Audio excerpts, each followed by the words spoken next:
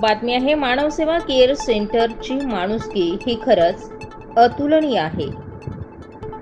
मानवसेवा care centre सध्या मायेचं छत्र ठरतंय। दिनांक 28 मार्च 2022 रोजी सकाळी 10 वाजता इंदिरानगर वंदना पार्क येथून अचानक मानवसेवा केअर सेंटरचे संचालक यांना एका अज्ञात व्यक्तीने कॉल केला आणि एक वयोवृद्ध व्यक्ती आजारी आणि जखम झालेली इथे बसली आहे, तरी कृपया आपण या ठिकाणी यावं अशी विनंती केली।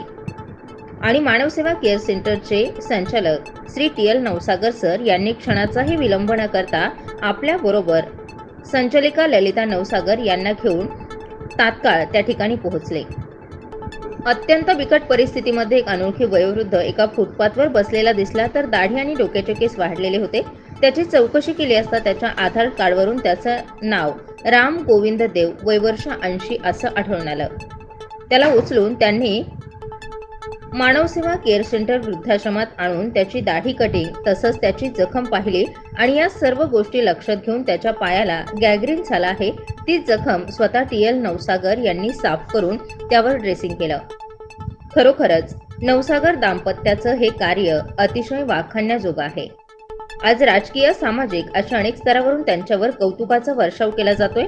या वृद्धाश्रमात एकूण 274 लोक सेवा घेत आहेत आणि 267 लोक आता सध्या वेटिंगला आहेत। या ठिकाणी जागेचा मोठा गहन प्रश्न निर्माण होतोय, तर या वृद्धाश्रमासाठी सरकारच्या मदतीची अपेक्षा आता नवसागर दाम्पत्याला आहे।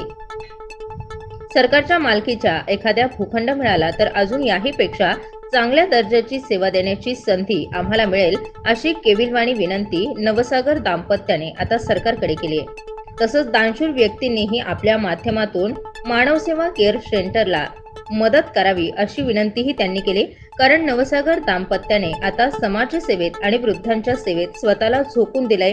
या घटनेवरून आपल्या लक्षात येतं, तरी कृपया आपणही काहीतरी मदत करावी आणि या पवित्र पुण्यास साक्षीदार व्हावं अशी विनंती मानवसेवा केअर सेंटर वृद्धाश्रमाचे संचालक टी.एल. नवसागर तसंच ललिता नवसागर यांनी केली आहे।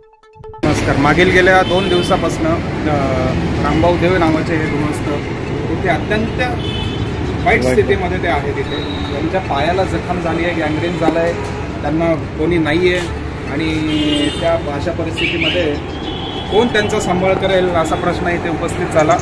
आजूबाजूच्यांची सगळ्यांनी चर्चा केली। आमचे मनसेचे धीरज भाऊ भोसले, त्यांचे मित्र प्रवीण काका, आमचे मोडक काका यांनी हे मानव सेवा संस्थेला यांना कॉल केला आणि ते अत्यंत तत्परतेने येथे हजर झाले आणि अशा व्यक्तींना कोणीही सांभाळू शकत नाही, अशा व्यक्तीला ते त्यांच्या इथे घेऊन जाण्यास 2 मिनिटात तयार जाते, कुठलाही निस्वार्थीपणा ठेवून। तर त्याबद्दल खरंच त्यांचे धन्यवाद, आभार। नमस्कार, मी टी.एल. नवसागर, प्रियदर्शी सम्राट अशोका वेलफेअर फाउंडेशन या संस्थेच्या अंतर्गत चालणारे मानवसेवा केअर सेंटर वृद्धाश्रम गेली 10 वर्षापासून हे काम आम्ही करीत आहोत। आणि आज अचानक आम्हाला वंदना पार्क इथून कॉल आला आणि ह्या कॉलला प्रतिसाद देऊन मोडक सर यांनी कॉल केला होता आणि त्या कॉलला प्रतिसाद देऊन आज इथे उपस्थित झालेलो आहे। आणि तसेच मनसेचे धीरज भोसले सर यांच्या ऑफिसच्या शेजारीच हे बाबा गेली कित्येक दिवसापासून आहेत आणि यांना गँग्रीनचा हा एक आजार आहे आणि त्याच्यामध्ये डिहायड्रेशन म्हणजे लूज मोशन यांना कंटिन्यू चालू आहे।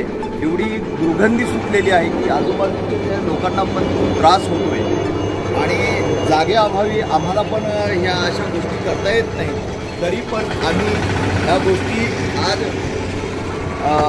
माननीय श्री मोडक सर यांच्या म्हणण्यानुसार मी इथे पोहोचलो आणि बाबांना माझ्याकडे घेऊन जात आहे। इथे उपस्थित धीरज भोसले सर आहेत, निलेश सर आहेत आणि गेली 50 वर्षापासून ओळखणारे काय सर पवन कुलकर्णी सर हे सुद्धा इथे उपस्थित आहेत आणि ज्यांनी ॲम्ब्युलन्ससाठी जी मदत केलेली आहे शिवाजी वाघमारे सर हे सुद्धा इथे उपस्थित आहेत। आज मानवसेवामध्ये आम्ही घेऊन जात आहोत बाबांना। बाबा हे देव यांचं नाव आहे। ठीक आहे। नाशिक स्टार न्यूजसाठी प्रतिनिधी राजेंद्र दोंदे, नाशिक।